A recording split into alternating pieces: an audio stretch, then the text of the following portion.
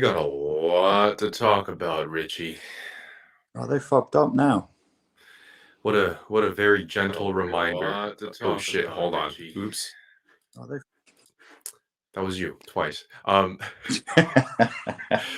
Every girl's favorite fantasy.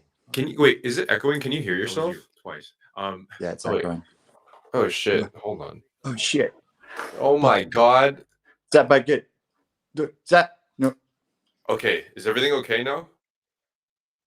There's a bit of reverb on your voice, but not an echo.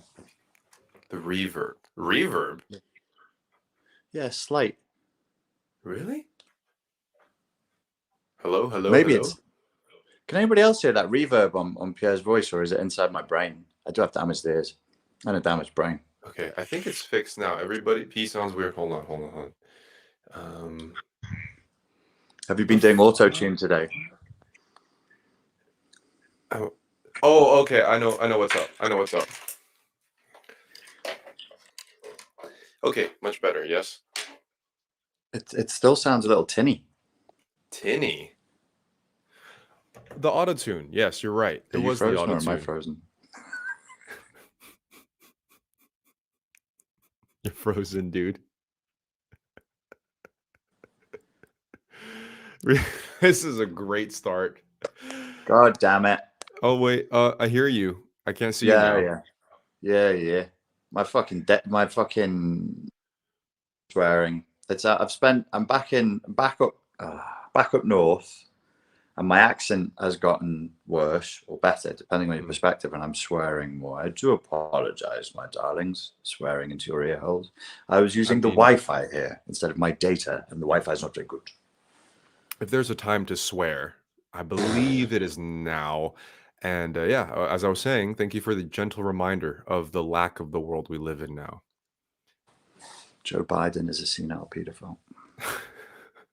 And his whole administration is a bunch of whack, woke nonsense. Gotta fight the patriarchy. Senile pedophile. What? Let's fight the patriarchy by nominating someone who sniffs the ears of underage girls publicly. I like it. My favorite is when he walks up behind a child and cups their chin from above and pulls up. So the child is like that and then smells the crown of, and the parents just stand there like this. It's Break weird. his hands. It's weird that he gets a pass for that. And then some people, they text the wrong thing. It's a signal of like the ultimate woman hating thing. I don't know what the rules are anymore, Pete. I have no idea what the rules are. I don't even think I want to play this game anymore. I could slide down a pole to hell in a music video for 14-year-olds and be bummed by the devil, and that would be cool. But then there's other things you can do that will just get you terminated. I mean, yeah, ever since I was literally watching your new video on YouTube in real time during their premiere, and I just happened to like see it around the time. Well, I just clicked on the video during the premiere. The first 3 minutes in, there wasn't anything bad being spoken necessarily. You guys didn't jump straight into the conversation about let's call it the poke. Maybe that works. Let's call it the poke. I love the poke. No, you do. You hate the poke. Are you kidding me? Oh, sorry. Yeah, that's right. I hate the poke. But that's why you like it a lot. Anyways, so yeah, 3 minutes into the thing, the screen literally just turns to black. Error on video. I look to the chat and it says chat has been disconnected. I refresh it and it says video has been removed due to violation of terms of service. So I interviewed Sam Vaknin, ladies and gentlemen, and it was premiering live on my YouTube, and I interviewed him on gender roles, emotional artifacts, and his view on the vaccines the Pope, sorry, 1984. People had come to me and they'd said, oh, if anybody refuses the Pope, according to Sam, they should go to prison and they're psychopaths. And I'm like, I'm pretty sure you've mischaracterized what the man has said. Let me go ask him myself. And when I asked him,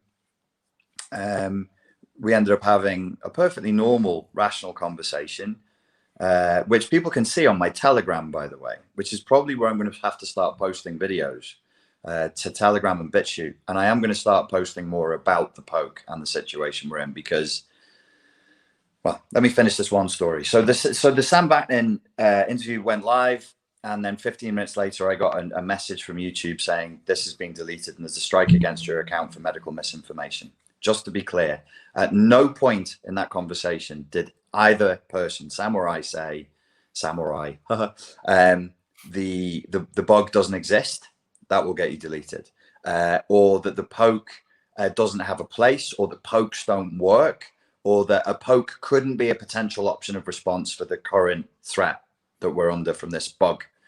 Nobody said that. There is zero medical misinformation in that. But what was said was he criticized, and I agreed with him, the mode in which we've got a poke primary strategy as a response to this threat.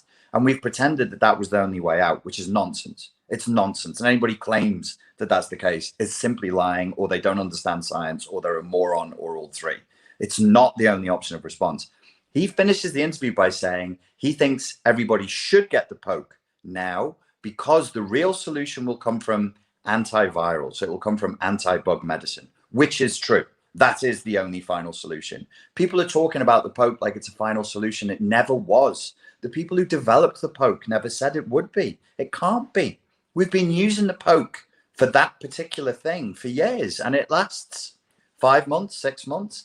This poke that we have now lasts between 5 and 8 months, depending on which brand of poke you got. You can look this up for yourself online. It's all there. So, finishing the story, my account is under threat. If I do this again inside of 90 days, if I put out anything they consider to be medical misinformation, which there was none of in that video, my account, or the main Richard Grannon YouTube account, Spartan Life Coach account, will just be deleted.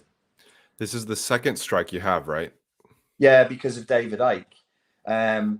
But to be fair, David said that the bug doesn't exist, and he said that the poke does things that there is no scientific evidence to back that it does. So that did contain medical misinformation, and I'm okay with it being banned. Yeah, as a viewer of yours and seeing these things go down, I can totally understand why the Ike one got removed.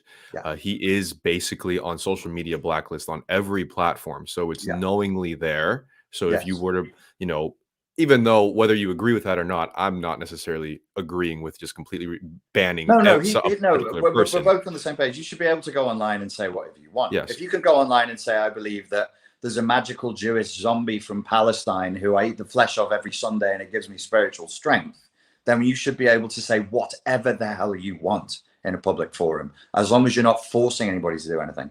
Right. Sorry. So that being put out, I know you'll have a lot of time to let it go. I'm basically trying to release the floodgates for you here. But so I understand in this particular situation, if it's already known that somebody like Ike is already removable and blacklisted, then you having him on, of course, it's expected, right?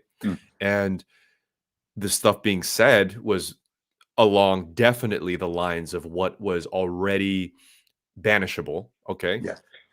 Whether we agree with it or not, that was their rules. Yes. This particular thing, you or Vaknin is not on a social media blacklist for now, I guess, or not overtly. No. Secondarily, there was nothing in the thing that completely stated anti-poke. He even said, Vaknin, that he is pro-poke. He's towards pro-poke. The end of it. So the anti-vaxxers hate him, and yet his video just got deleted and my channel's under threat for being anti-vax. So let's all just take a little breath. Poke. Anti-poke. Poke. Sorry. We don't want another channel to be put on the damn thing. I do not.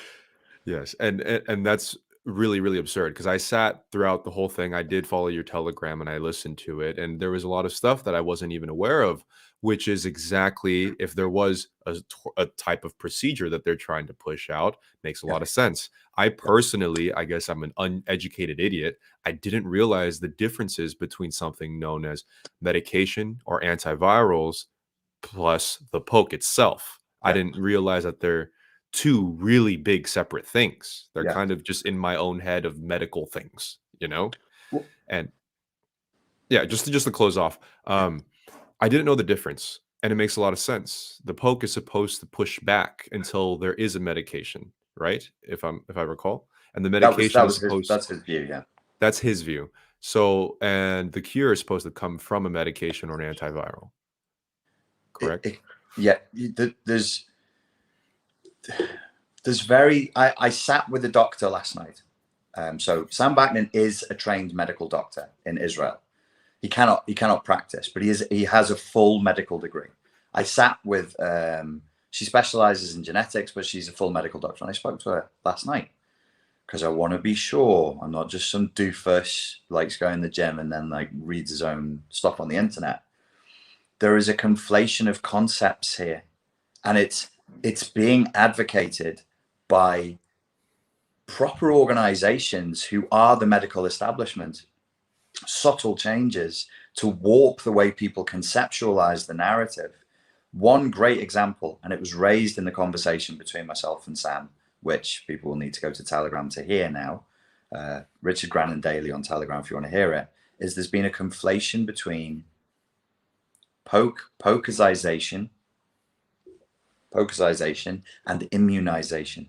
They are separate concepts. They are related, but they are absolutely separate. And what people need to know is this is the first time in medical history that they've ever been blurred this way. I double checked with somebody else I know. She's not a doctor, but she wrote her thesis on I think her whole master's was highly infectious diseases, and her thesis was specifically on pandemic viruses. And I checked with her, and she said, no, we've never defined herd immunity this way before. That we simply because pocusization is not synonymous with immunization. You can be pocusized and not immune. That's how people are Yeah. So if I were to zoom out and look at what's happening here, there are obviously reasons why this conversation or stuff of this subject matter would be taken down for, other than the fact that everything is the way that it is now. Yeah. One hypothesis that I have is that, one, just by pointing out particular mistakes of how things are handled, delegitimizes the big Illuminati or whatever you want to call it. That's just, what you say, to the prevention of slander, the prevention of criticism, which Deviation from the dominant narrative. It's what being a dissident is. yes, and it's not even that. It wasn't even that discendental. I mean, Wasn't that discendental? he did conclude that towards the end that he is pro poke. Mm-hmm. So any criticism towards the particular thing that's being pushed delegitimizes the authority that they're trying to push out. Secondarily, but before you go, after hearing the explanation between poke and antivirals, it made a lot of sense why you don't want to bring that up. Because how do you just continuously push forth a booster shot every 6 months? You don't have an antiviral towards the end of it, which means you can make your own conclusions. Right. And you do have to ask the question, which one makes you the most money? And that's conclusive.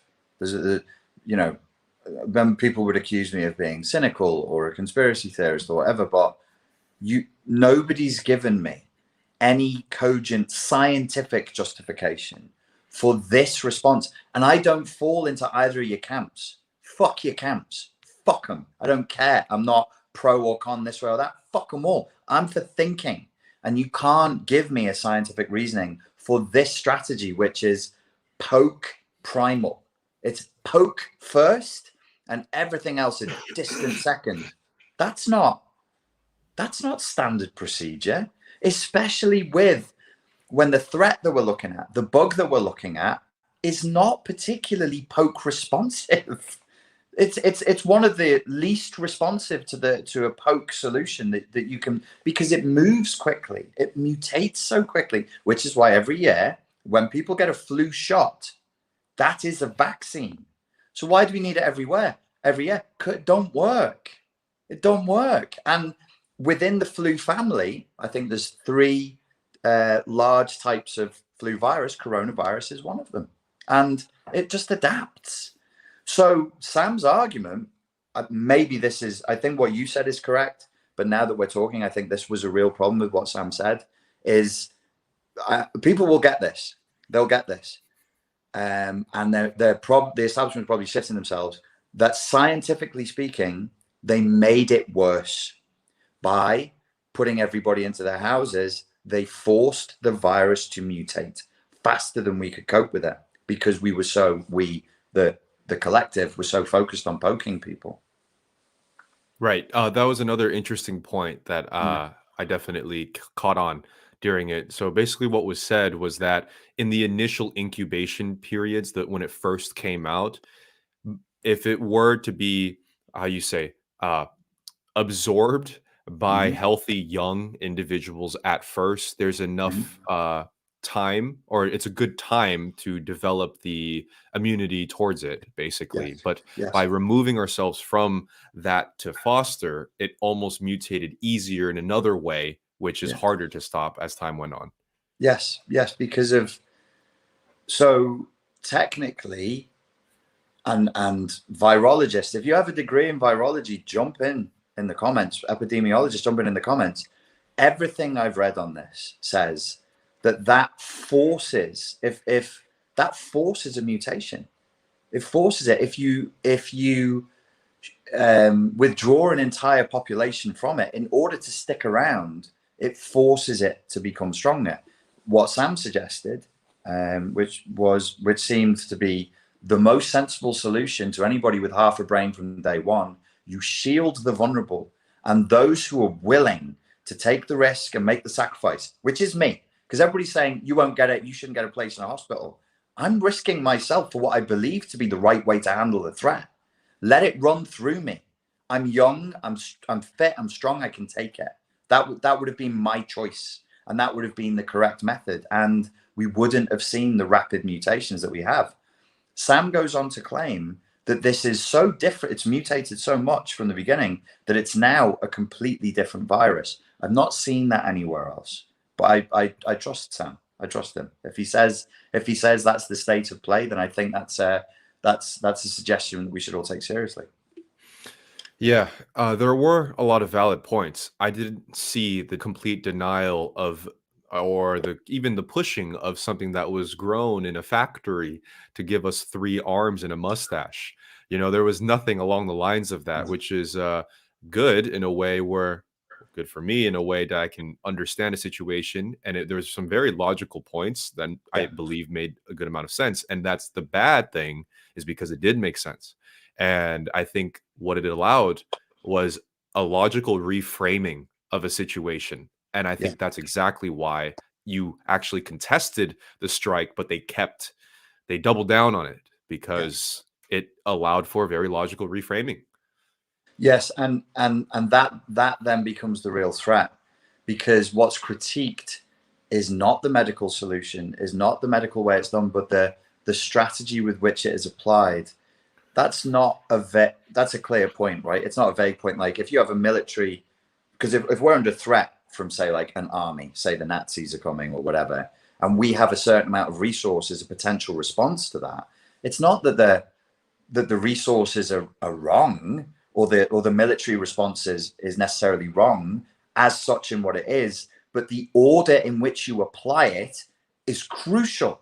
Like you Mm. have so many Oh, yeah, planes, yeah. so many Right, boats, so right. many infantry, so many whatever.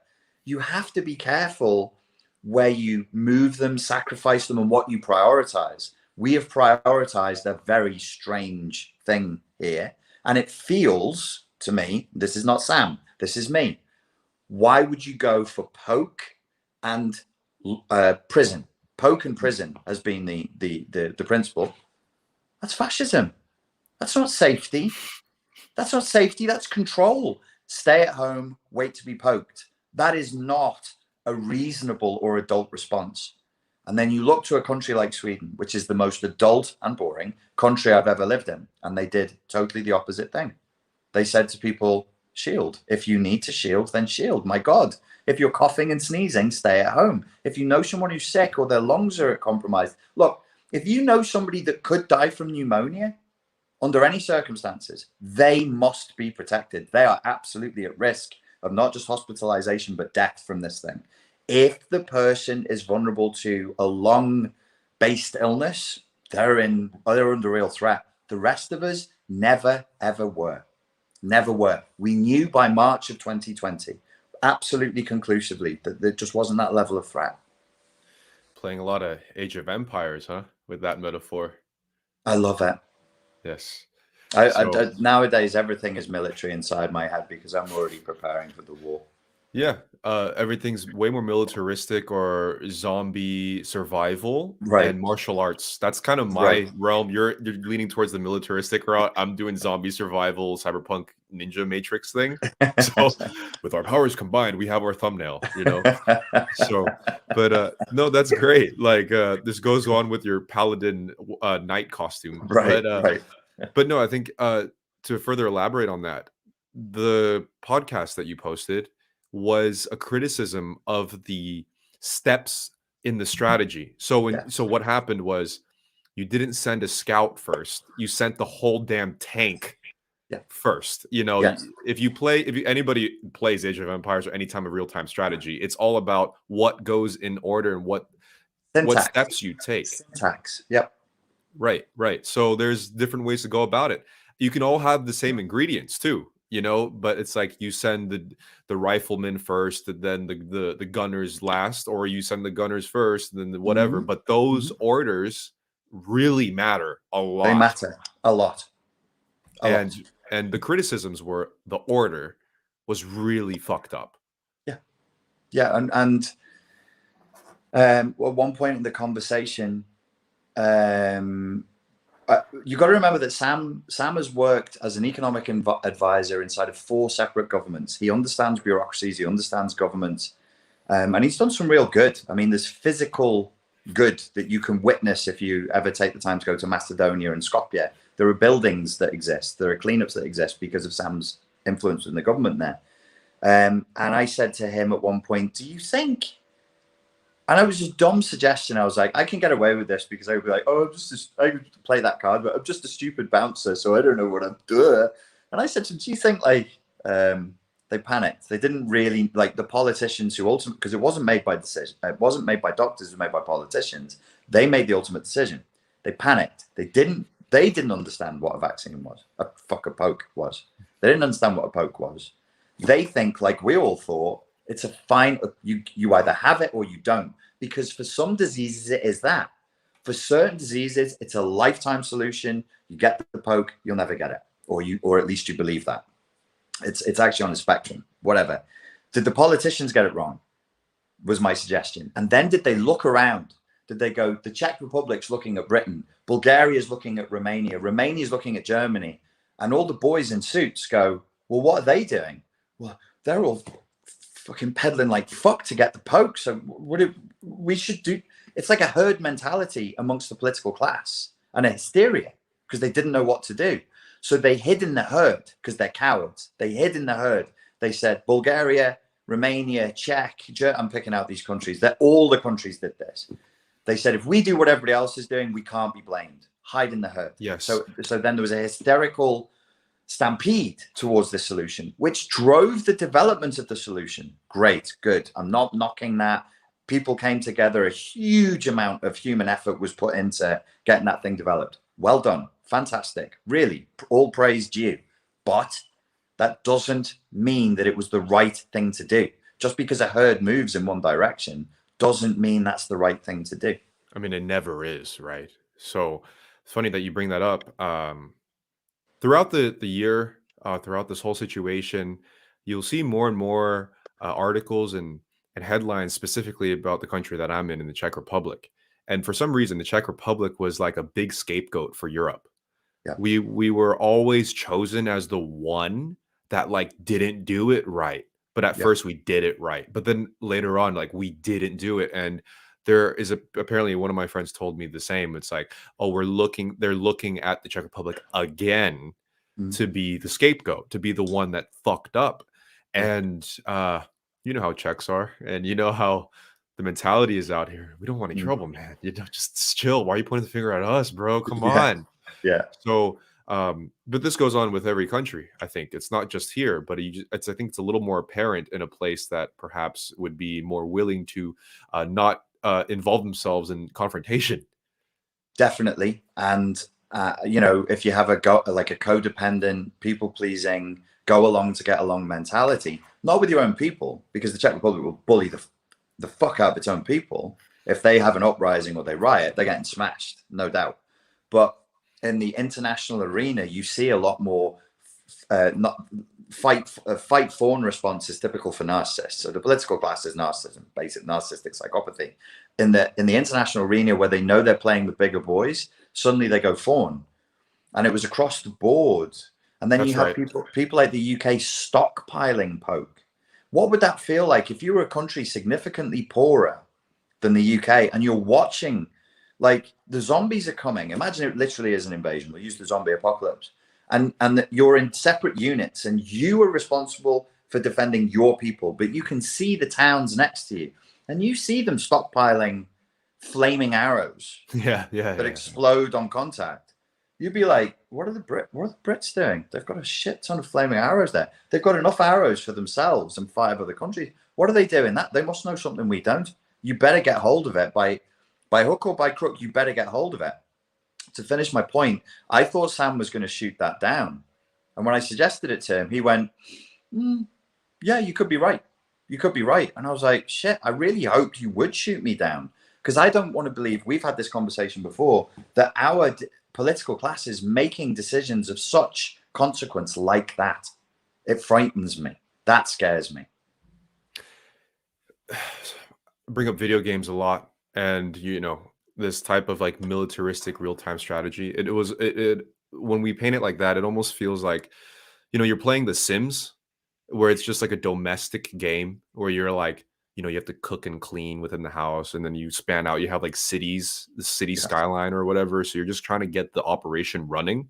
Mm-hmm. But then there's like a downloadable extension, and it was as if this extension randomly got installed and it became a war game like the Age of Empires. But the people that were in charge of running the cities had no knowledge of how to play the real-time strategy war game, and if anybody's That's yeah, good. yeah, if anybody's ever tried to play like these games like League of Legends, Dota, Age of Yeah. Empires, or Civilization for their first time, Yeah. you would be clicking everything at once and then just doing the most extreme action that's presented to you when you're finally under attack. In I panic. remember doing that as a kid. Yeah. Yeah. Yeah. I've often thought, like, it's funny you raised Age of Empires a couple of times, and now you've given that example. Say if like a follower wanted to go online and play me at Age of Empires, which I've been playing for like 23 years, you would think, oh, it's a war game. And then you'd come online and you'd be like, okay, I'm going to fight my soldiers against his soldiers. This will be fun. All you see me do for the first 20 minutes is chop wood and build farms. You'd be Yeah, like, that's it. what the fuck is he doing? Like, I didn't come here to play a farming game, but that's it. For like when you want to build, you create a huge population as fast as you can, and you hack the resources out of the environment. I'm a true Brit, so I colonize everything, spread everywhere, steal all the gold, just invade everybody's space with my little peasants who are expendable, and I steal everything. That's what I do. I'm a true Brit when I play this. And if like Pierre just said, if that's your first time, I have in my brain multiple games, multiple simulations have already played out. There's nothing that's going to happen that I can't see. But if that's your first time and you don't know anything, and the screaming void is whistling in your ears, you'll do something. And you'll double down on it, like Pierre just said. People do this in fights. They get stuck in weird fear loops in fights. So they'll try and do something that didn't work, but they'll try it again, and they'll try it again, because they're shitting themselves and they're not breathing. They're not looking at the statistics. They're not looking at the options. They're just panicking and just hitting the same button over and over again. That's a good term. I like that, fear loop. That's good. When you paint it in a more physical context of martial arts, again, if a person's being under attack and they're trying to fight back, there's no conscious mind to rationalize to slow down. In that initial shock state of adrenaline, that fear loop makes you do that same action, whether it be like swinging the same arm over and over, and the person just keeps blocking it like no problem, But to a person that has no experience with combat at all, that's exactly what they're going to do over and over and over. And it's interesting to call it a fear loop because it is a loop, And this Yeah. whole thing has been a loop ever since it started. Yes. Yes. It has been a loop.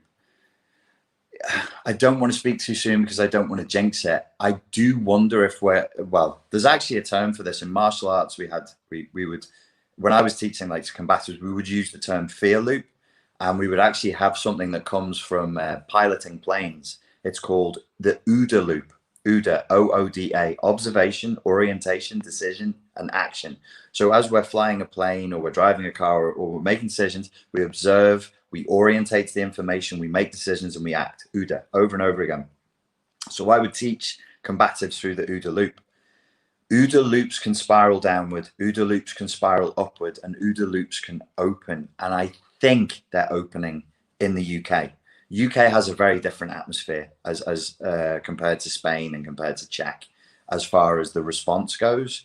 And I hope that they're trying to move in what would now be a more scientific direction at this point, which is, well, I don't want to say anything that would get this blocked, but like, you know, you've got to deal with the narrative is now, look, it's staying, it's not going anywhere, and we have to cope with it, we have to live with it. The narrative originally was not one single person can die from this. It's unacceptable that anyone would die from this, which we said multiple times, multiple podcasts. What a strange new world we've entered. We let people die of obesity, we let them die of cancer, we let them die in their millions every year. Nobody bats an eyelid. Suddenly everybody cares that old people are dying of flu at Christmas time. You never gave a shit before. Yeah, even though what the nuanced words are apparently, the feeling, like, okay, you watch a movie, you might like get the nuances, but it's all about this unspoken feeling with that movie that you leave the theater with.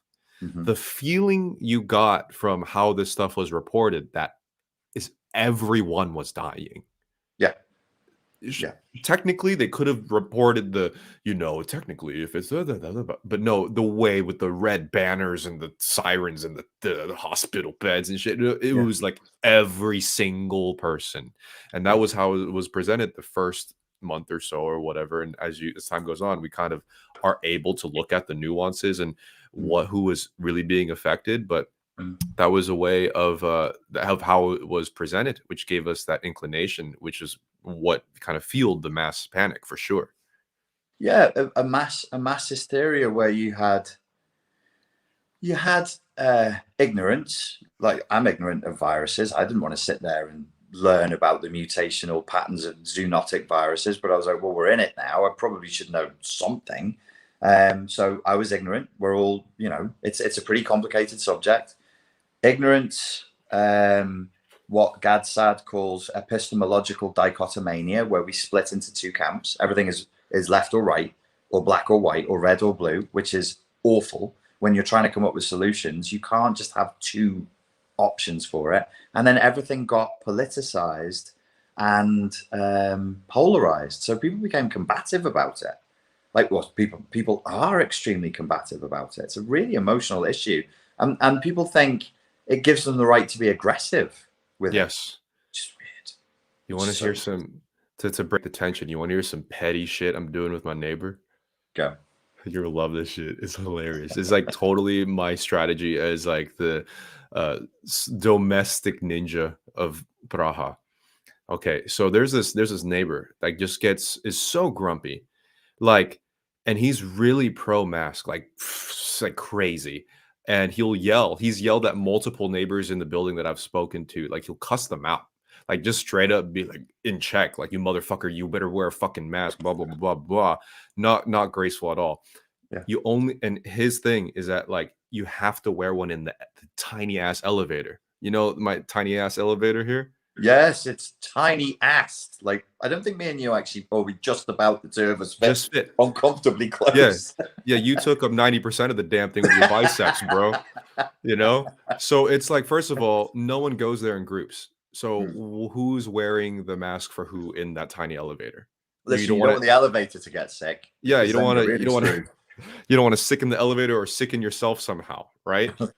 So that's one thing. So everyone's going up and down this thing pretty much solo, and he's Yeah. really strict. So if he sees anybody come out or come in with no mask, he just straight up cusses them out. Doesn't ask politely or anything.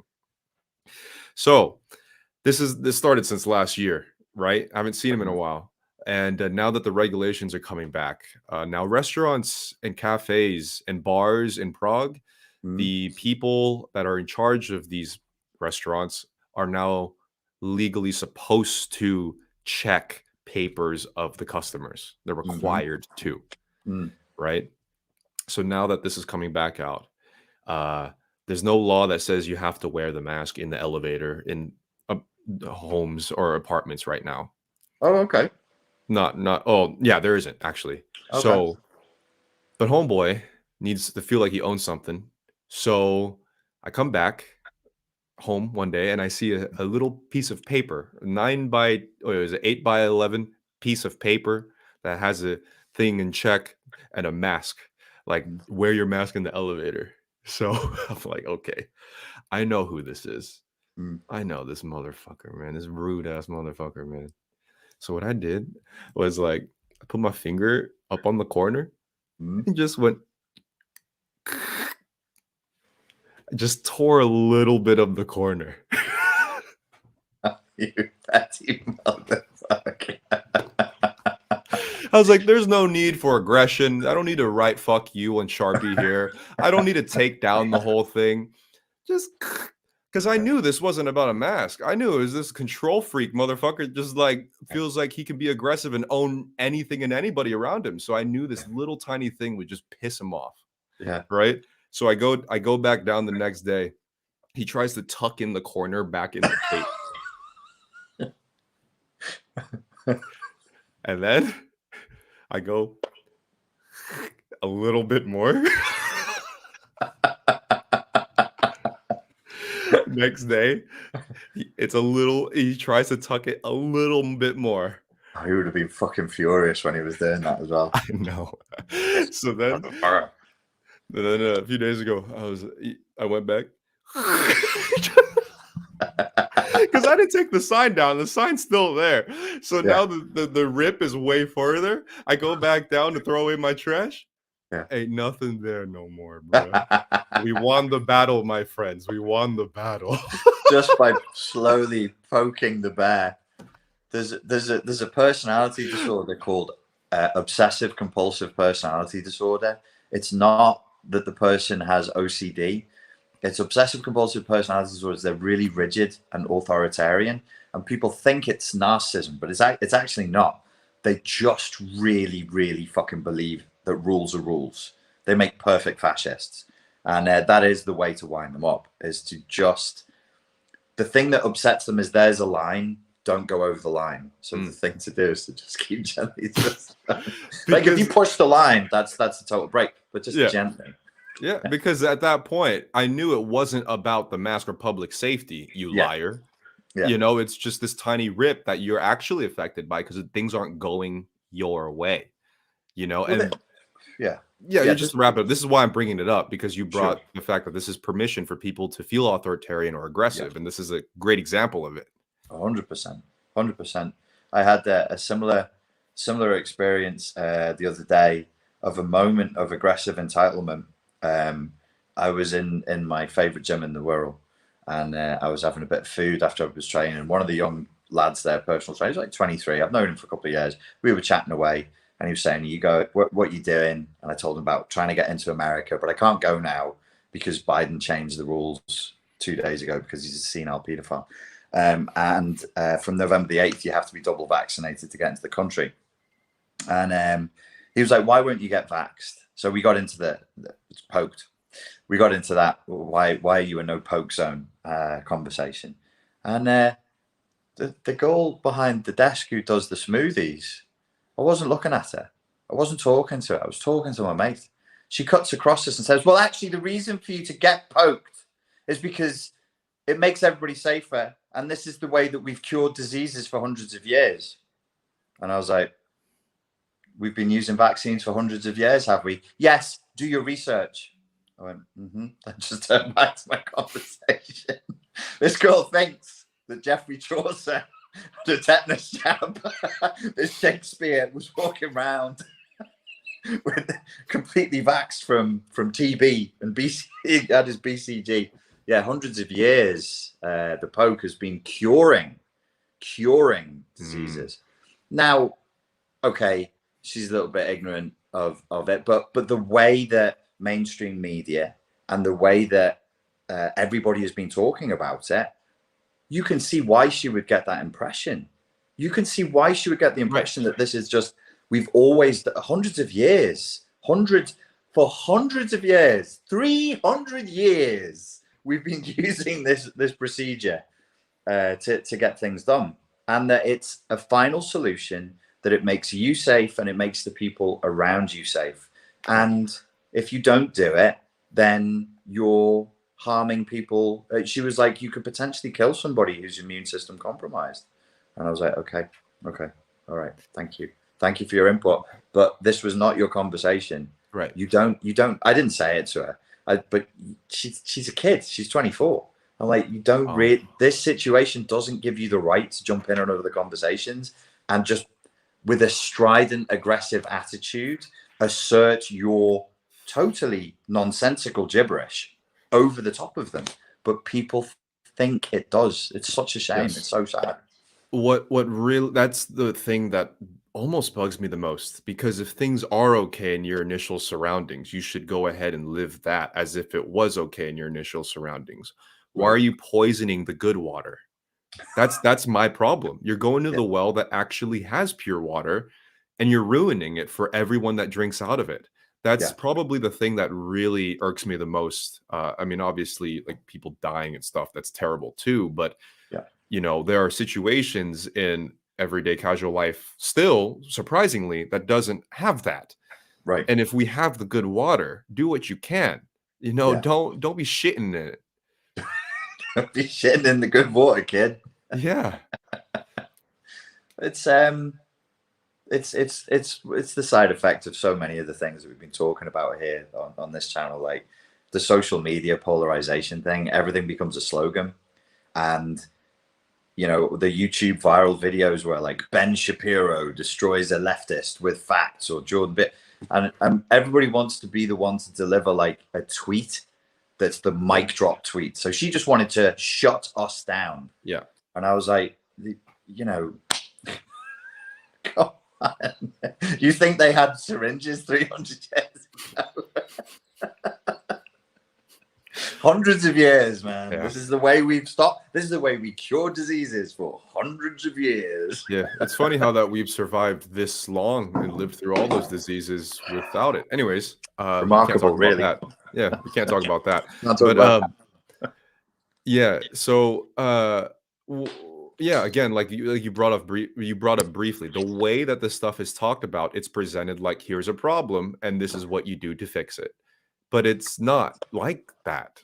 But the way that things are presented paints that feeling, the same feeling you get from a movie. That overall sensation is that. which is why I can't blame her, and I can't blame people who've developed that mindset. And it's like you raised the topic with people who are extremely pro poke and double poke, and I'm like, okay, how long does your branded poke last for? And they're like, what do you mean? Like, didn't you check? It's 6 to 8 months. What? You did literally no research. You just submitted, rolled up your damn sleeve, and got poked. You got poked. It's gone through its trials. It's checked. It hasn't gone through its trials. You're the trial. And they look at me like I'm a nutter. They look at me like I'm saying the Queen is a lizard or some wild, outlandish conspiracy theorist. This is not medical misinformation. This is the trial. We're in a trial period. These are the phase 4 trials. It will go on for years. That's the nature of the beast, and it doesn't last. But most Yes. people who I know personally who are double poke don't know that it's only going to be effective for 8 months at the most, depending on the brand you got. Yeah. And to kind of move this along here, I have seen more and more like Abba and Preach. They're two of them that are poked, and in a way, they kind of are pro poke and whatever, but they know exactly the issues that come with the mandates and the Yeah. regulations and the restrictions. And I'm seeing a lot more of that. Like, I'm reading more comments in general and getting more feedback of people online and in real life that are pro poke, got the poke and everything, will get the boosties or whatever. Hmm. But they all are like, this passport thing, this restaurant restriction thing, the fining of the streets. That's what they're pushing out here. I think they're trying to push a bill that cops can fine you on the street if your papers aren't in line. Sounds Yeah. crazy. Yeah. Sounds familiar if you're in Europe, but yeah. And Uncomfortably familiar for the Czechs. right. So that is a good thing in my opinion, my humble opinion here. But that's basically where I think the really big problem lies. I don't give a fuck about the poke, pro poke, and anti poke. Let's talk about the regulations and and the restrictions that come with that. Does that do those things make sense? Yeah, it's a really good question because um, at least in UK law, you would work very hard to make sure that you weren't discriminating and that you didn't enforce a policy that was essentially discriminatory. I am now being discriminated against. I was due to go to fly to America to see my sister and my baby nephews, and Biden's admin has changed the policy so that only double poke people can go in. So there isn't a vaccine, oh fuck, a poke passport per se, but there's an effective poke passport.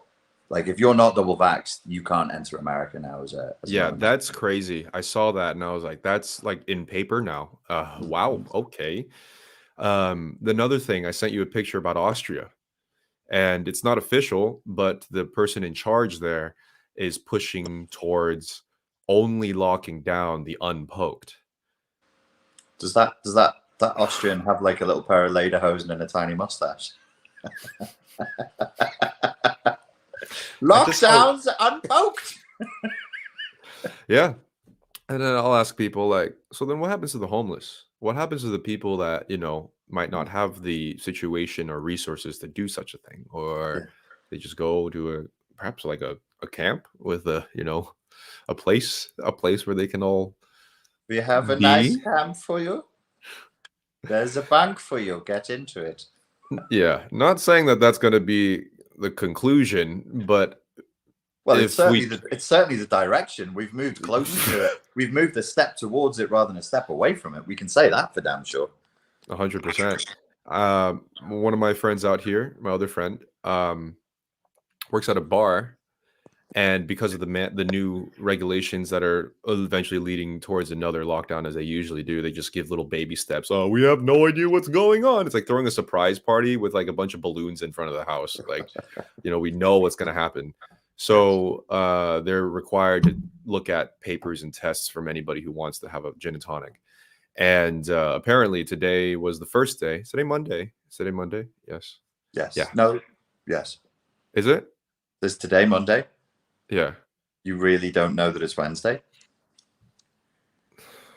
I don't leave the house anymore, dude. I've given up. I We, don't.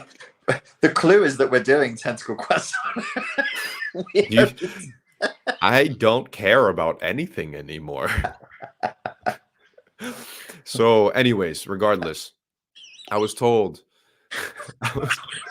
fucking Wednesday, Thursday, Fridays. Oh, who gives a shit? Everything's gone. It doesn't matter.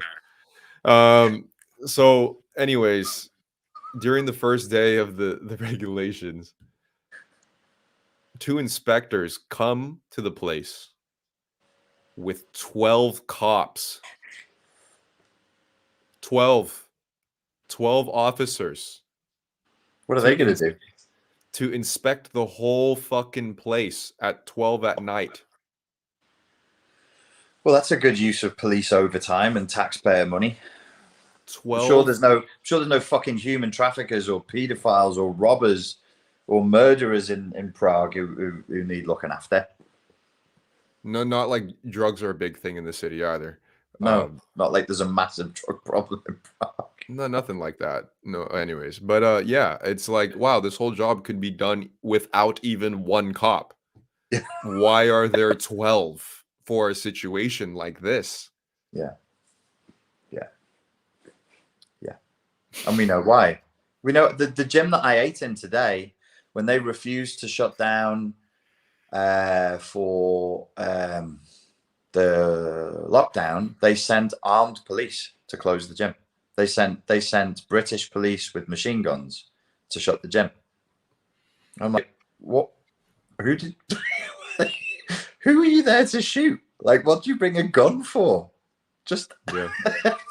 it's called a show of force. Hmm. It's not typically done in a Western liberal democracy.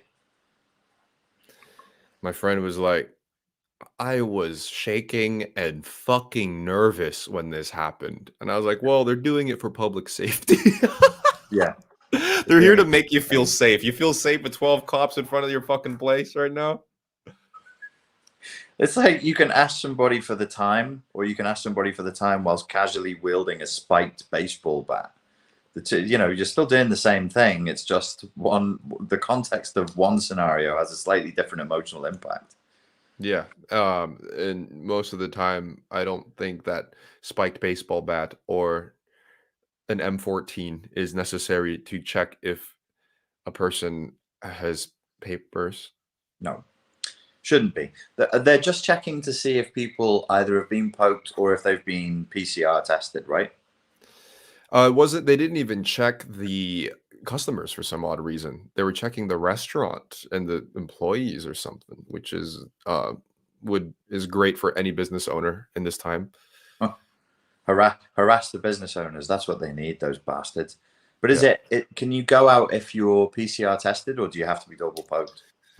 You have to. I think you're required for at least a test. It's Okay. not double poke yet, but in order to go anywhere indoors, specifically restaurants or cafes, you would need at least a paper. They've raised the prices of the tests too, so it's about like $30 to $40 for a test, and they also changed the validity of the time validity of it. So now you're only able to do it for 24 hours. Well, it's only valid for 24 hours. Yeah, so I can just go ahead and spend $40 to go get a coffee and perhaps dinner, and then I have to spend another $40 to live each day. It's your what's it called? Health tax or your It's fucking life it's tax. called it's called pandemic profiteering, is what There it's it is. called. There you Fucking go. gangsters. Fucking These disgraceful. things too. So Yeah, we've made China a fucking even more thriving economy through those fucking masks. The only mhm, economy to have grown in 2020 begins the with a mask C and rhymes with industry. Ina. Hmm. It's China. China. Yeah. China. Yeah, and I don't know, man.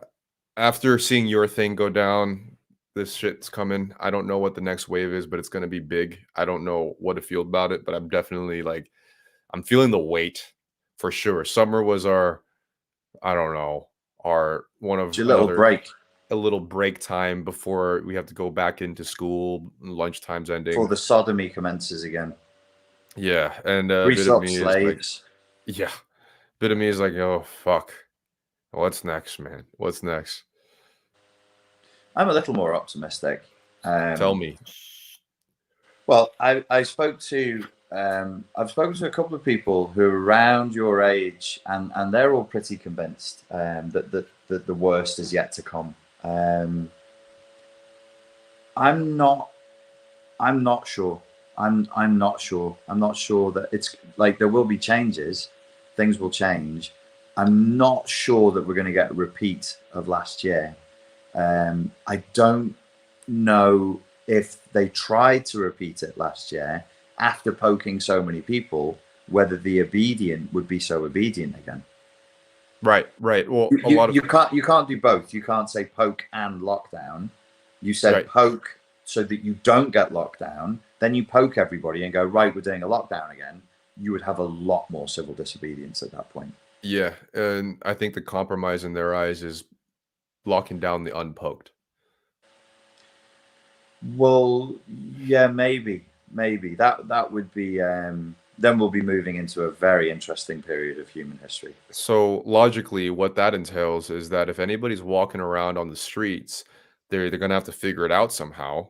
So there's only two ways: random stops in the park for anybody who looks unpoked, and how do you gauge that? Mm. or the unpoked have to wear a signal or some sort of apparel or something to signify that they are to everyone else. You mean like a little sticker that they wear on maybe on the jacket or something? I was thinking like a cute little armband with pretty colors on it.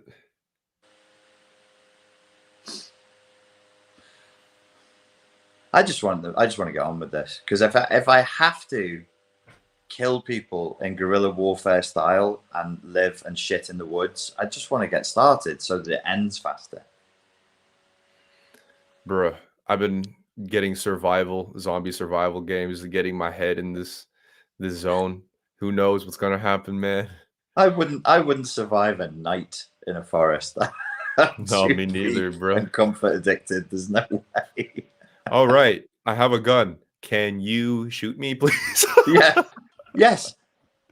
We're not that generation. We're not that generation. I'm like, you've literally given me the means by which I can end the pain of being cold all the time and hungry. So why would you do that?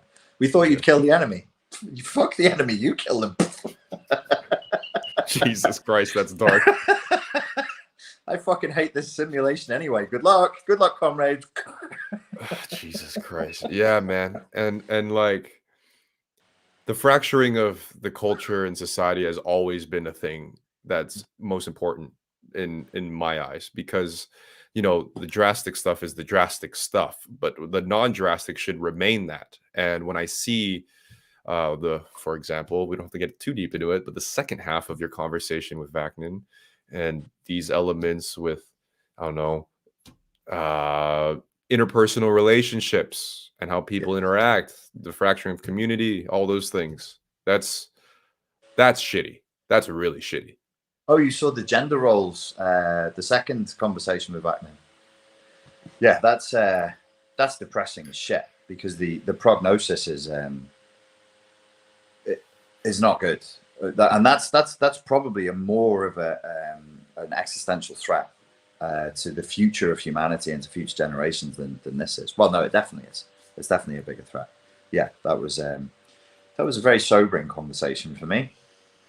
Yeah, I felt your pain, which led Mm. to my pain listening to the pain.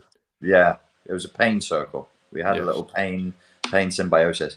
If people want to listen to that conversation, please go and join my Telegram, Richard Grannon on Telegram. You will need to download the app to hear it. Yeah, Yes. it was rough. It was rough, but and I couldn't. I mean, he breaks it down into like 6 parts of why it's falling apart and how the gender relations are just dissolved. And I think at one point he said gender roles are uh, becoming obsolete, and I think I said that they were actually criminalized because you can't assert a gender role without getting into a lot of trouble, and it doesn't matter who you are. Your identity won't save you. Like there's no identitarian safe space for asserting gender roles. Literally nobody can assert a gender role anymore. And so we are role less. Yes. What was interesting about that is like the specifics of when you were talking about, for example, you get into a relationship Mm, or interpersonal thing, or you want to start a dialogue. mm, There are no ground rules. There's no foundation to base your interaction off of. So you have to start from scratch with every single person you meet or any type of person that if you want to talk about these or any potential relationship, any fling, any doesn't even casual conversation. It can be just like a platonic dialogue with someone. mm. You have to create everything from the ground up, which Yeah. is extremely exhausting, which is why you don't want to fucking talk about anything with anybody these days. Dude, I've like been really isolated because the thought of like meeting new people, to go to a bar or like to be around others, like, I don't know if this is the reason, but it definitely has to do with it, I think.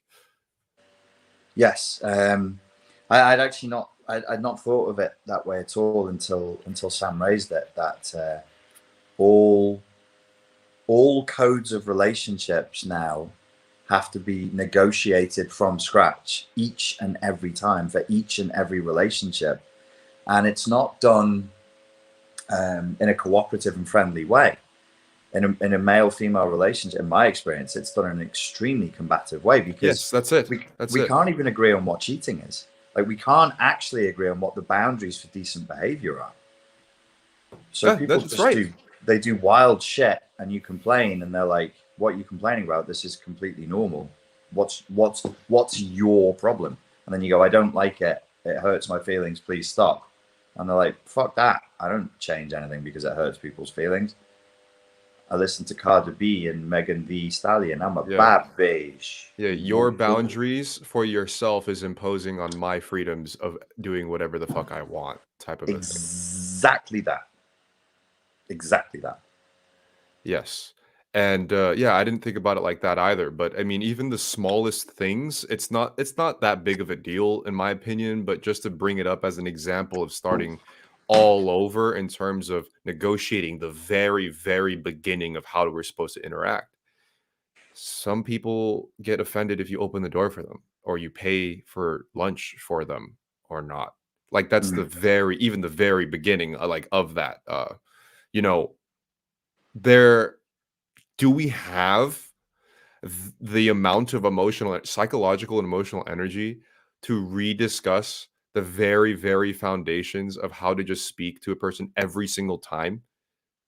Well, I mean, I can answer the question personally. I don't. I don't, and I am utterly burnt out with that because there isn't a payoff. There isn't enough of a payoff. So, what you just said, I'm sure everybody watching this has experienced this, and most people would have understood you. I just want to make sure it's not just that if you infringe on somebody's personal rules, they feel like you've infringed on their rules. They get really upset. Hmm. So you open a door for somebody, and it's not just seen as like, oh, I find that so awkward when men do that. Could you not? And you Yeah. just go, oh, okay, lol, fine. It's like it's a fucking issue, Yeah. and now we're in a battleground. Everything is a fucking battleground, and it's hyper aggressive, and everything is done, my humble opinion, in bad faith. Everything is done from the assumption that you are a piece of shit, Yeah. and you are trying to hurt me or oppress me Right. or wound me. And I'm like, can't we just have a little, can't we start with like a bit of trust? Like, Yeah. why are you even on it? Why are you even in my fucking house? Yeah. If you think gonna, I'm gonna microaggress you from the position of the fucking patriarchy. If you actually believe I'm such a piece of shit, why are you here? I always feel Right. conned when that happens. I feel Yes. conned. I'm like, well, leave then if you think I'm like that. Jesus Right. Christ. Well, what's also interesting is that, like you were saying, to further elaborate here, these ground rules and foundations are not discussed. They're confrontational. They, in order to talk about whatever the foundation is, they're always or usually approached very combatively, which Mm-hmm. makes you immediately defensive. If anybody comes into a situation combatively, what are you going to do? When You someone know? screams at you, yes, the typical human response is defensiveness. And And they then they scream at say, you and call you names and accuse you of horrible crimes or and being then associated with people who perform horrible And then they crimes. go, "Why are you being so defensive?" Because you're aligning me with people who believe that rape is okay, and I find that quite offensive. Yes. So, and that's the thing. You know, if people have their boundaries and whatever, whatever, then at least if we have to start with every ground rule rediscussed, maybe we should learn to approach those things with manners and politeness. But they're not. If right now we have to rediscuss all of the baseline rules with combativeness, and who the Yeah. fuck wants to do that? About what? What for? What's in What it for me? for? What's in it for me? Like what for me now? I'm just like, well, what's the payoff? What is the what am I swimming upstream for? Where's the golden utopia I'm trying to reach? There isn't one. So I'm just like, well, what's the point then? I'll have mates. I got my life. I got my work. I got things that I do. I'm just like, I'm out, man. I'm out. Like, you can keep it. Shove it up your bum.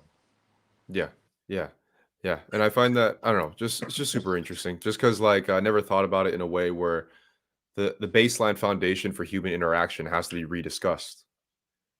Yes. Well, it shouldn't need to be because it's completely insane that we've got to this point. But we took certain notions of liberalism, which liberal is from liberty, which means freedom. Freedom is wonderful. But everything we do now, we take to the uttermost ridiculous, absurd extreme with no common sense or adult grounding whatsoever. So it's like, I can do anything. I'm utterly free to do anything. Yeah, not really, because you live with other people. We interact relationally. I mean, it's quite narcissistic to just run through the world saying, I have the freedom to do whatever I want and be whoever I want and declare my status and everyone will kowtow to me. Why and how? Like, please tell me. I'd love to know how that's going to work. But people aren't thinking in terms of consequence. They're thinking in terms of personal benefit. Yes, yes, and it's the odd thing about it is that if a person is met with courtesy or politeness, it's so unusual to experience such a thing that oftentimes there's an aversion to talking to somebody with courtesy that it becomes confrontational because then because it's initially a language that they don't even speak in the first place. Not well, courtesy is not a language they speak in the first place. So I've had people laugh at me when I've tried to, in an adult way and courteously, ask them if we can resolve the issue. Literally just laugh. And also affection, being affectionate, I've been Yeah. told off for as well.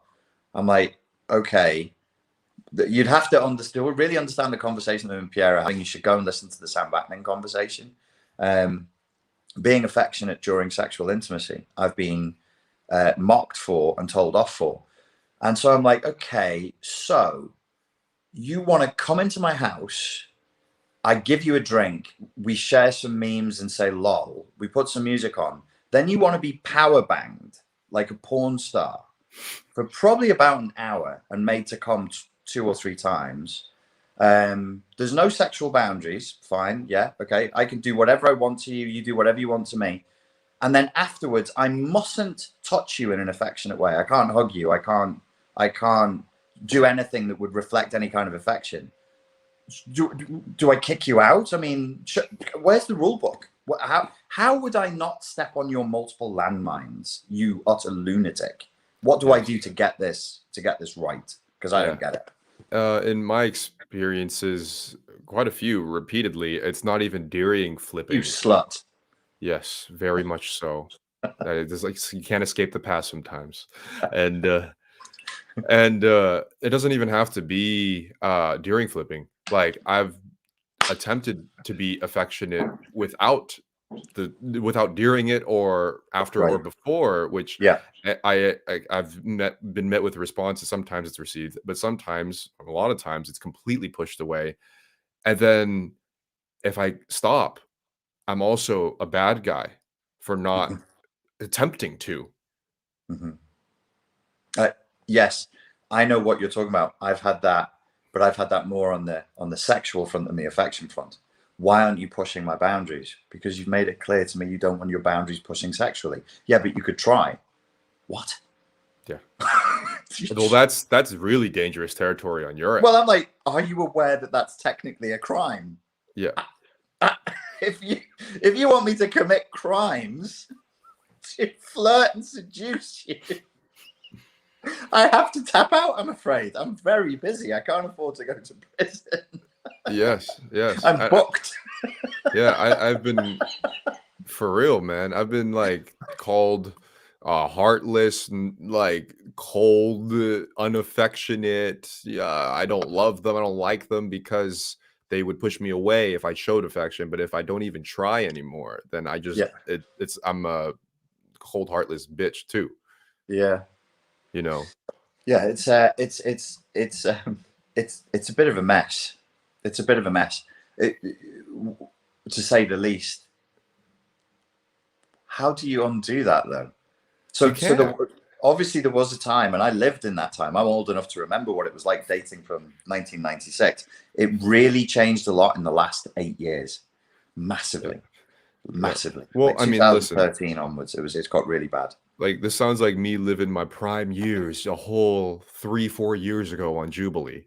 Mm. But that was literally rationally explaining that I don't feel comfortable with a thing that was on a public forum, and I was the word lambasted? You were lambasted. Yes, you were. I was lambasted en masse for being rational about a situation I felt uncomfortable with.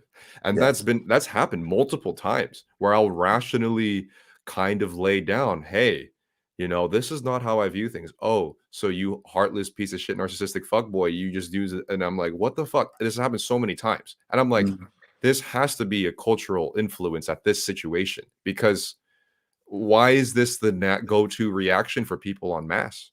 yeah. Yeah. That my instinct was always going to be like, I think as reality gets more and more complicated for people, and complexity, what am I kind of call it, novelty increases, we have to reduce people to avatars. And once you're reduced to an avatar, you're Guy Fawkes. You're a Guy Fawkes doll. You can be. You wouldn't have Guy Fawkes dolls in America, would you? I know, oh, the anonymous dude. Oh, okay, okay. I was just like, but do you burn them at Oh, we don't have like a celebration. It's just we just know for V for Vendetta and then 4chan Oh, who okay. hacks people. Oh, okay. It's not part of American culture to No. build Guy Fawkes dolls and then, but yeah, we do that in the UK still, and then we shout "Long live the King" and we Okay. torture the Guy Fawkes and stuff. Um, Okay. so you get punished as that. You're the fuck boy is the Guy Fawkes doll. You become an avatar to vent people's frustrations and upon. What was your crime in that context again? You just said that you weren't comfortable. Well, I mean, I completely understand the other side in Yeah. whatever way that they look at it because she told me that she loved me and I was her boyfriend when without any consent. Like I Okay, didn't. but did she tell you that you were her boyfriend? Yeah. She said, Pierre, you're my boyfriend. Yeah. She Yeah. didn't ask Yeah. you, she told you. No, no, no, and the thing is we even had the conversation in the Uber on the way there about that, and I consistently said no, like, very, very clearly, and we even had the conversation days before that.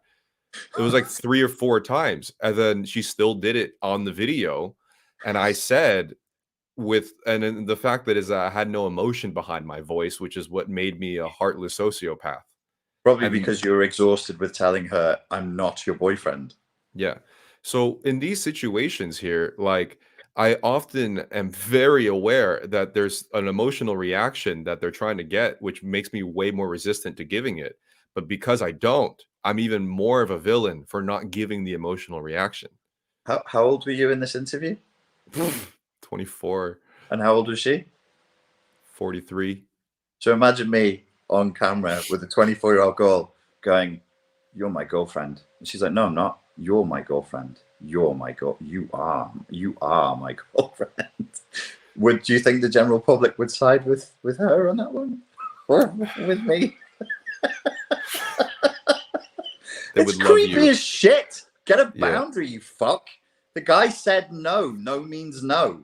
It doesn't matter what you want. He said no. Mm. The end. You don't get to declare that somebody is yours. You can politely ask them. God, this is the problem. Nobody has any fucking boundaries, man. Nobody has any rules. And they think they're entitled to everything. Yeah, yeah. And as time goes on, seeing the culture move the way that it is, it's just more and more like the situation. I even saw these two fucking airheads, Machine Gun Kelly and Megan Fox, on a GQ interview. Dude, I'm gonna send you this link. Just watch 30 seconds. Just skip to one, just skim and just pick one point, and you will be dead from blowing your own brains out. Like, I hate him. He dude, is the fucking everything that comes out of his mouth is you know, garbage. Everything I'm he says gonna in every interview is garbage. I'm gonna like stream just segments throughout the week just because it's great streaming entertainment material because it triggers me so deeply. Maybe it's self-harm. I think it's a form of self-harm. But there are moments in the thing where Megan Fox is expecting Machine Gun Kelly to know every detail about her because it was like 20 questions. Like they're like, so what are my tattoos? Like, well, how many do I have? Right. And then she makes him name all of her tattoos and then the specific quote. Like she was like, "Okay, but what's over here? What does it say? Who is it from? Nope, it wasn't. It wasn't Thoreau. It's actually Shakespeare. Okay, but what was the Shakespeare quote? It's like we dive into the sun. No, it's actually we jump into the sun, but I'll give you that. Well, he's a fool for consenting. A fool. He is a fool anyway, but he's a fool. I do pity him somewhat for subjecting himself to that kind of Yeah, I mean, hectoring a bit interrogation. of me does, but then I remember what he's guilty of and what he Yeah, does on his own time, and he's like he a is a complete giant cunt. yeah, he is a giant throbbing Cunt. whatever you wanna put at the end of it. And, like, I'm looking at this thing and, like, she's, like, passive aggressively patronizing, if he doesn't get a question right, he's Machine Gun Kelly being Machine Gun Kelly, that is just unbearable. And, of course, they're the power couple of the century. Because Like, so we love trash. Humans just yeah, love waste. like so much of youth culture, it like loves these two, Mm, these hot airheads in a controlling, abusive situation. wonderful. The people asked me in the if I'd actually seen the Jubilee interview with you, and I have seen it because that's how me and Pierre first started speaking to each other. But I blocked most of it out because the specifics of that interview like at that time I hadn't done as much therapy as I've done now. I found it very upsetting, and I dissociated from it, like from what actually happened. And that's why I couldn't remember just now. You just witnessed me disassociate from somebody else's trauma that I codependently experienced as my Yeah, own. And it was the arrogance and the repeated and brazen arrogance in front of an audience of declaring that you belonged to her, yeah, despite you saying no. And then everybody in the comments right, siding with her right. because she has a uterus and you have testes. That was the most surprising part, and Mm, I didn't at the moment, I was already so unhealthy in my I was maybe my own Machine Gun Kelly, you know what I mean? Like, that was probably my Megan Fox Machine Gun Kelly moment. mhm. And I was 24 and I was like just thriving in the attention and the chaos of it. So I didn't Right. realize like what were the actual circumstances.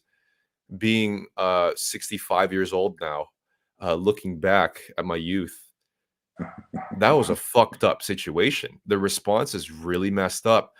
That's Being crazy. It's sick. being where I am now and I see Megan Fox at 35 and Machine Gun Kelly at 31 acting like that, Mm, I'm like, I'm not that age yet, but yeah. why are they interacting with each that's not I don't think that's supposed to happen, man. But where's the rules? What can you compare it to? There's Yeah, nothing you can exactly. compare it to. One of the things that aside from, in order to lose boundaries and in order to lose a sense of decency in how we interact with each other and how we treat each other and how we respect each other, we have to have a degree of healthy shame to do that. And we've eradicated shame. People think all shame is bad. It isn't. Being shameless is not good. Shameless is a psychopath. Shameless is a narcissist. We should have healthy shame. So even if she was doing something wrong, when she was on screen, in order to protect her own self-image, she should have at least had the sense to lie. But she didn't. She didn't even have the sense to lie about what she was doing to you. She openly declared her crime, and then not all, because you did have support in those comments as well, but most people sided with her and declared her the victim and you the victimizer. Exactly. And, oh, you're saying shame. Oh, shame. Okay, so, there was that one moment where I was portrayed a liar because I said they said, "Do you love her?" And I said, "I do," in a particular way, because that was my way of, like well, I said, "Just say no." "No, I hate you." Like, what do you want me to say in that position, like, on the spot? It's called, like, trying to be graceful, but then you get punished for being graceful. You get Yeah. punished for being direct, you get punished for being graceful because it's just not providing what whoever wants, and that ultimately becomes the underlying situation. Everybody gets what they want all the time, forever and ever. Great. That's yes. Good. More. I love that. More. Just more. More. More. I More. love it. More. Everybody gets whatever they want forever and ever. Or else. All the time. All the time. More. More. More. Yes, I want the beautiful 24-year-old boy. He's mine now. He says he doesn't want. No, he's mine. Well, he says that no, because he's mine. What the fuck? No means no. You ask, you don't tell. You know what's crazy? It's like I'm pretty good with these double standards these days. I don't want to just rip my esophagus out as I usually do. I can talk about it pretty level-headed now. But for example, like in that situation, if I say that she's twice my age, a lot of people will defend her, being like, "She's not even that old. Like, what if she's twice your age? So what?" But say, for example, you date a 25-year-old girl. Really? Like, why are you dating such young women, Richard? Why you do realize she's twice under your age, right? It's like, okay, Okay, show me the rule book, because I thought we were equal. Aren't we equal? Isn't this all about equality? No? Equal? Equal? Égalité? L'égalité, n'est-ce pas? Hein? C'est équal, non? More. More. More. So much more. So much more. Let's just do more of this lying nonsense until we all utterly destroy reality. Well, and nothing works and we just die. You just asked a interesting question in the middle of that, and it was fuck. Oh my god, it's slipping. It was what did they have to base it over? Like they can you rephrase that? What was I talking about? Does anyone? We were talking about like relationships, like me and in this video, or MGK and Megan Fox. Like, what do people, specifically young people, have to base? Oh yeah, we have no basis for understanding what a healthy boundary relationship would be, because we have no. Right. There's no standards. We've decided collectively that everything that is historic is criminal, and that everything that went before us is trash and belongs in the bin, because it was all abusive and it was all sexist and it was all patriarchal. There was nothing good. There was nothing decent. There was nothing that could guide us. We didn't survive for millennia using these disciplines for anything more than just the benefit of old white men. Yes. So there's no basis to base any of our interactions, interpersonal relationships, community, or anything at all ever, which is a problem. Actually, respect itself is an oppressive concept. In fact, boundaries are a patriarchal concept, and decency is a colonial concept. These are all crimes. We should eradicate them. They're racist. They're sexist. They're ageist. They're ableist. They're jizzist. So what's the problem with this? Nothing. It's just you and I are artifacts from another time that need to die off, because, we're male and we're heterosexual, which is essentially a crime. To put it in perspective, I'm an androgynous cyberpunk ninja who had an infatuation with Prince and Bowie. And even I'm getting a little slippery with no foundation. Yeah, I definitely have my moments with Prince. Bowie, for sure. Terence Trent D'Arby, you probably wouldn't even know him. I know that, yeah. I know who that is, yeah. Yeah. Don't know whether he was androgynous. Prince definitely was. But yeah, no, it's there's too much there's like an enforcement of nothingness. There's if you choose nothingness, like if you choose androgyny, or you choose, do whatever you want to do, go hard, but don't stop forcing things on people. That's all I ask. Nobody force anything on anybody. Just stop it. Leave people be. Leave everybody else alone. Stop being a bunch of fucking control freaks. Just let people be. Let them do what they want. Don't tell somebody that you like that they belong to you. That's insane. It's creepy as shit. Even without the age difference, if she was 24 and you were 24, and I knew you both, and she was like, "No, he's my boyfriend," I would be like, "Yo, he said no," you know. Like, do you know what that? Like, he's a human. He said no. You love him. You feel this way about him. I'm sure you're disappointed, but we don't get everything we want in life. This is how we learn. This is how we grow. He said no, so he's not your boyfriend. You're deluded. You say you've seen the progression, evolution to the greater good in terms of interpersonal relationships. Can you elaborate what you've seen in this change? Because I grew up exclusively in this shit. So I don't know the difference of what it could have been, what it sort of was, what it should be. It's just this is just always how it was. Well, in order to do that, Pierre, I'd have to talk about my personal sexual history, which would probably really upset some people. I'll try not to. No, I think people just need to like, my channel's about to get deleted. Like, you're going to have to deal with an evolving sense of who Richard Grannon is, and if you can't, I don't know, cry or get therapy or piss your pants and sit in it, shit and piss your pants and just sit there sobbing. Because I also am a human being. Yeah, no, it's definitely changed. Like, what I would say is, we just didn't hate each other. We Right. just didn't hate each other. It wasn't perfect. Like, there would be weirdness, there would be weird people would treat each other in a shitty way, but I can't even, it's really hard to verbalize. We had, when you were intimate with somebody, you had a graded spectrum of intimacy. Like, we've discussed this before, the first base, second base, third base thing. Maybe people think I'm making a spurious point about sexual contact, but the sexual contact reflects the psychological contact. You don't want to rush into somebody's asshole on the first date. That's for birthdays and Christmas. Rush into the asshole. Yeah.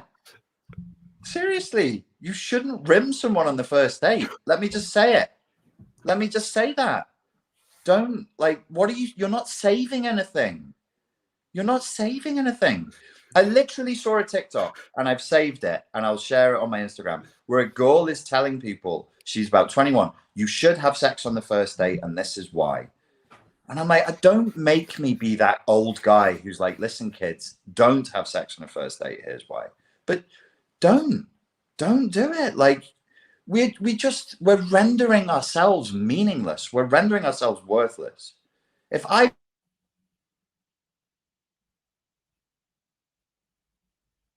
sexually, You're breaking up. Try again. sorry about that. If I've done something, can you still see me? Yeah. If I've done something sexual with somebody, in a certain context, and I've done it with 5 people versus 50 people, isn't it more special the fewer number of people I've done it with?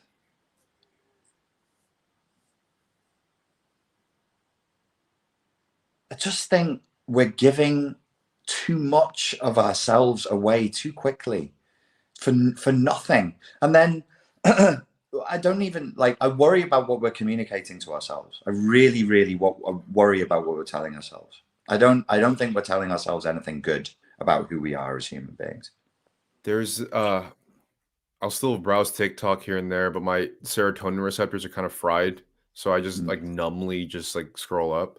And I mm, came across a few that it was a trend, but I've only seen 2 girls be a part of it so far. I'm sure there's a lot more. But it was like some weird trend of like, I was told that I shouldn't reveal the rest of this picture, but here it is anyway. And they'll flash a quick little image mm, and their face is in front of it. So, like, imagine the green screen here and the image is here, and they put their mm. head in front of it like this. But it's like an image of them in the middle of some like abusive ass sexual act or like Right. some like very like profane shit. Like, so the Yeah. last girl, she was probably like 21 or something, and she did the trend, and the photo is just like up on her forehead, and just let's just say a man's love was smeared up on her forehead like that. The other one was like her mascara running with like a tattooed hand on her neck. And this is just on TikTok. And then they got really angry when people started harassing them.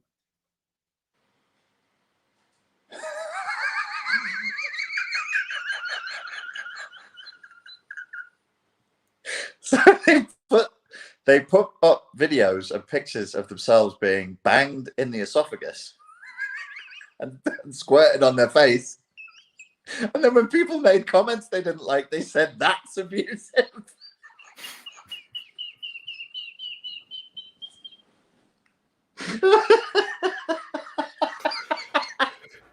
Yeah, I would just write a comment back going, I thought you liked abuse. I mean, don't you like what? I thought you liked abuse. More More of this. Look, kids, I want you to have sex. I want you to have a good time. Life is short, full of pain and misery and suffering. Sex is one of those wonderful things that we can do. It costs nothing. It's natural. It's a great high. And I'm warning you that if you keep on that path, you won't enjoy it anymore because you render it meaningless. If you've got sex with breakfast and sex when you're blowing your nose and sex when you're doing a maths exam, it's just going to be like you've got to put the toy down so that you enjoy it again later. The more you put it down, the more you enjoy it. The pleasure increases when you go back to it. It's boundaries. You've got to have boundaries around everything. Otherwise, everything becomes everything and everything is meaningless. And that's like what you said. You have to have everything you want all the time forever is the definition of hell. That's the definition of hell. It was unbelievable, man. You're abusing me. You're abusing you. You're doing this. Why? Like, why?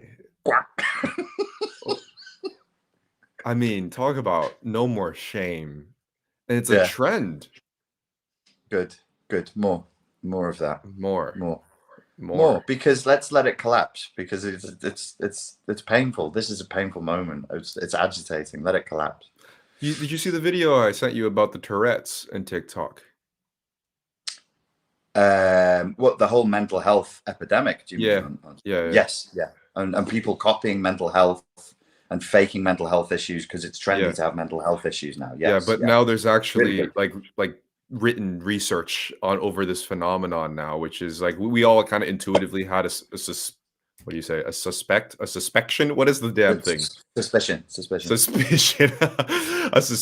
Suspicion. Dude, I've lost all hope. I can't put my words together anymore. But the written research now has really shown a correlation between social media users, specifically young people that are what you would call on the addiction spectrum of social media or TikTok, and re-emulating a lot of mental illnesses. Perhaps Tourette's is one, the autism thing, the ADHD, whatever. Not saying all of them is that, but there was like a 500 or 300% increase in these cases, and they all directly correlated to social media users. It doesn't surprise me at all. The video that you sent me. Do you remember the name of the girl who did the video? Because it's actually very good. It's quite Sydney something. Sydney, and it's SW, right? Sydney Watson or something. Watson or White. I don't know. And it runs like a YouTube video from 2015, but she's a little bit. She's not Gen Z. I'm not going to say what I think her age is. Millennial, whatever. She's millennial. So the comedy is like, it's kind of old fashioned for YouTube, the way it's cut and the jokes that she does. It's a good video, really, really good video talking about how TikTok is literally training kids to fake mental health issues. Which, if you fake a mental health issue for long enough, you for sure will develop mental health issues. Which is a really interesting phenomenon, because it's not saying that the mental illnesses are fake. They're there. Yeah. especially if you really continue doing it and emulating, Yes. it becomes there. It's not, I don't think you can deny that at that stage. But what's Yeah. interesting is the fact that, I mean, it's almost obvious. Like the validation, the reinforcements that come with it, the reinforcements within yourself while you're doing it and filming yourself, and it locks it in when people say, "Yeah, that's real." I mean, Yes. Do you want to know one of the other things that we were that was different when I was dating? People were shy of cameras. yeah, People were shy of the public space. YouTube, like, I dominated like the psychology and self-defense space for years, not because there weren't other great instructors and coaches out there. They were too shy to talk on camera. Now you got kids, well, kids, presumably they're of age, just showing where somebody's splattered on their forehead or choked them silly during a gag session and going, here, look at me, millions of strangers. That's a big shift. And the desire to do that is a strange thing. Like, that's that I wonder whether that's classifiable as digital self-harm. yeah, Look at yeah. what an abused piece of meat I can be. Isn't this funny? Not kink shaming. I'm not saying don't do these things. My separate, like, sex is good, sex is great, really enjoyable, please enjoy. But you can enjoy it without showing strangers you're doing it, I think. Yeah, I think digital self-harm is gonna probably be another annoying buzzword that we'll probably stop using within a month. But Yeah. I think it's true. I think I look back to what I was doing, and it wasn't so overt. I mean, no sploosh on my fucking forehead. I ain't into that shit. But like, there were things that I was doing in terms of revealing certain things about myself and interacting with the internet and the public that definitely was harmful. But I enjoyed the drama and the adrenaline that came with it. Yeah, and you didn't quite go that far. There was the character, there was you, and then there's the character you're playing of a fuckboy, and Yeah, sort of teasing ironically in a meta narrative way around that, whilst living that lifestyle as well. That's a little no, that's a big leap. Sorry, not a little leap. That's a big leap away from yeah, this. I mean, yeah. we probably will have influence. Yeah, that's going to be the next phase. You're an influencer and a porn star. That'll be it. Well, it already That's going to be is. the next thing. Oh, is it It really? already is. Yeah, I mean, Oh, like, I mean, that whole OnlyFans wave, but I mean, one of them, notably the most like cluster B of them all, like Trisha yeah, Paytas. yeah. She actually ended up starting OnlyFans where she's just like doing everything, like pretty much everything now. Is Trisha Paytas? Was she an influencer first or a porn star first? She was an influencer first. If you saw a picture of her, you would know. But she was like Okay. originally posting videos of like her tits out and like talking about how dogs don't have brains. She would like just like make videos purposely depicting a really dumb person and then make a meltdown of how people were talking shit on her after she would post it. And then now she's Oh, just basically doing smart, porn. Yeah. smart. Which which which is an interesting thing. Trisha Paytas almost represents the social media loop, the feedback cycle in its id like rawness, Yeah, you know, because she is unfiltered in a way and uses the mechanism of the algorithm and social media in its purity. Like, let me post something that gets people worked up. Let's have them comment on it about how dumb I am, and then have a meltdown, which is more drama, blaming everybody for being mean to me, and then use that to make money, but also put out my sex tape. I realize what I've been doing wrong all these years.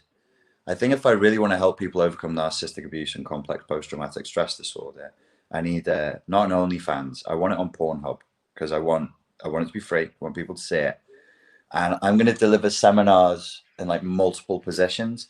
And I started to laugh because I was imagining myself delivering a seminar um, with like a whiteboard behind me, but I'm having sex and I'm in that position where you're kind of like a toad. Mm. So it's doggy, but you bring both your legs up so that it's like a yoga position. And Yeah. doing that and then turning to the camera and being like, the thing that makes CPTSD different to normal PTSD is it's not a singular event. You know what you're missing is a doctor's robe and a stethoscope.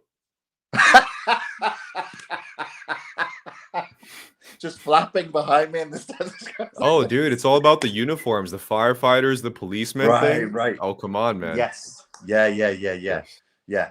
Sometimes I'll dress as a werewolf, sometimes as a pirate, but more often than Exactly. not as a Exactly. doctor.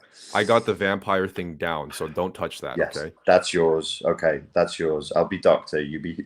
We'll do like crossover nights, Yeah. and we'll both be pirates, like cyber pirates. Hey, man, let's just say if the apocalypse hits and we need some extra funds, it's not a bad idea. No, seriously. I mean, why not? What's the moral boundary to stop me? Yeah. Like, really? You know, okay. In what way would that negative? Serious question. In what way would that negatively impact my life? You would have that out there. I would be wealthy and famous. Yeah, exactly. Like in terms I of actually in this dating scene, I don't even think it would say if I chose to get married and have kids, I don't even think it would cut off that many options. no, it wouldn't. I don't think there's Well, I mean, I really pushed the line like during my YouTube career. Like I really pushed it, and I don't really have any. If anything, I've actually lost so much because I stopped doing it. yeah, because you're rewarded for being a fucking asshole. Yeah, It's yeah. I mean, algorithms. I have never lost so much in terms of the whole career work thing until I stopped doing this type of shit. You know, it's crazy how like it's like a huge percentage, like 80, like big ever since I stopped. You know, and that is just like, of course, anybody else or most people, or I don't know, whoever, if that's presented in front of you, it's like a deal with the devil. You just sign here, and then I was, you I was know, just going to say that means the machine is the great shaitan.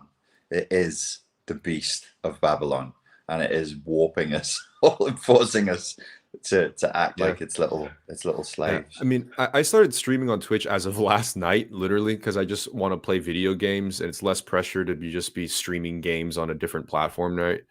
And at one point, I'm like, I've never really looked at Twitch. Let's look around.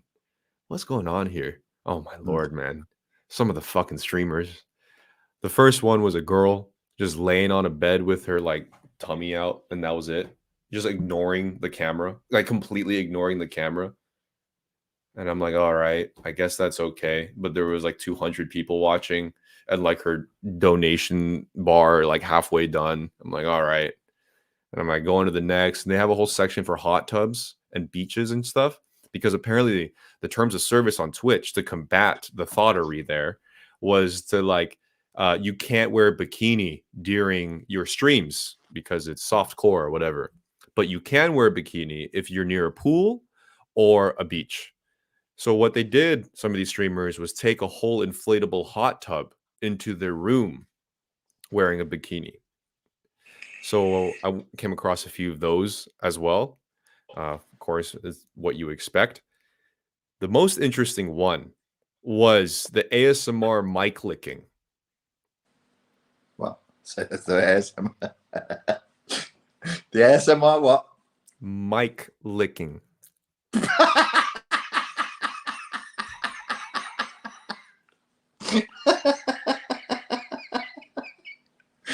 I don't want to know. I have to know, and I don't want to know at the same time. But I have to There's know. someone clipped it because this was my first time coming across it, and I just made like a visceral, guttural, oh Jesus, oh yeah, two mics like this. Wait, hold on, maybe use this one. Oh wait, well, there's two mics like this, and like it's a mic purposely made for ASMR, and like there's like this little cushion that's made purposely to lick, and literally just starts just going for each mic. And of course, like her chest is like 3/4 out, you know, So she people are watching her while she noisily licks a microphone and with it goes straight passion, into people's ears. with passion. Is this a popular? Is this a popular channel? I think so, yes. Of course it is. And I mean, she was probably on it for 32 hours or something like that. And, you know, hundreds of viewers, you know, and I'm like, Do all it. right.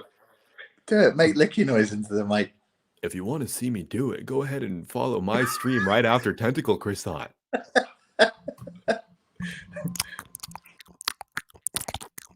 It was like that, bro. It's so bad. I I don't know how really, people. I don't know how people get into the ASMR thing. It's really yeah. weird. I mean, it is what it is. There are videos of people just like, what do you say, professionally doing it. And they have like little shakers and stuff to make you relax. But like this one was like giant here and then like two here, just double fisting two mics, licking each mic for 2 hours straight, you know? Is God watching us? Why Of has he course left not. us?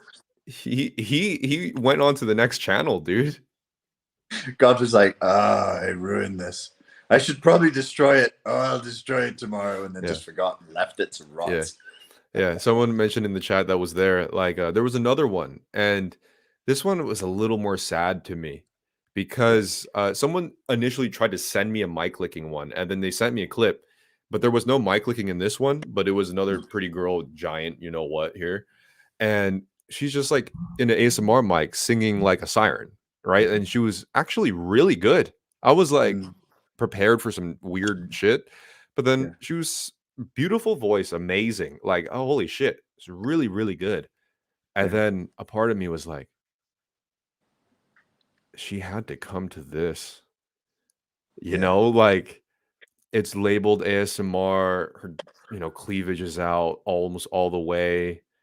And she has talent, and I was like, I respect it, and I just see her doing this now because that's the way to keep the eyes on, and I'm like, ooh, that one's a little rougher.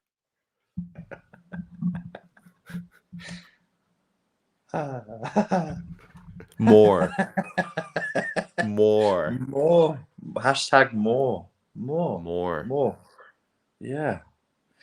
I have to go soon because I'm gonna go and listen to some live music in Liverpool, What are which you gonna hopefully will. listen to? It's I believe it's like Spanish flamenco guitar, but they do flamenco for one half of the act, and then they do dance music from the 90s in a flamenco style on the guitars. Let's see. It's going to be wholesome, and hopefully I will forget what I learned, but I don't think I will. I can still hear Pierre's cat like licking in my ear, and it went. That's actually hitting me in the Abdullah Oblongata. But no, but that's actually the sensation they want. ASMR Oh, is made to give you tingles, they call it. Like, oh, so some that's working. people, yeah, some people like the tingles there. Oh, really? Yeah, that's so That's people okay. listen to get the tingles. Ah, okay, Yeah, yeah, okay. yeah. Wow. I, yeah, wowie. It's been educational, Enjoy your disturbing. music. Enjoy your live show. Let I me know don't know how if I it can. goes. Oh, fuck me. Ah, listen, it's a beautiful world. Everything to gain. Be optimistic, kids. It's a beautiful, beautiful Yeah. world. Just join me in Roblox and fingerboarding. It's the only escape, my friends. Are you going live now on Pierre Extra? Yeah, I'm gonna go on my second channel on YouTube. Probably switch to Twitch later on in the evening, but I'm gonna go and stream on my thing. If you guys want to cry together, Let's go to Pierre Extra and cry with Pierre, and he'll probably slap his nipple for you if you pay him. And if you please. want to hear the interview with me and Sam Vaknin, join my Telegram on it's called Richard The Grannon easiest way is if you go to Richard's bio, just click the little link in his bio, and you'll get it.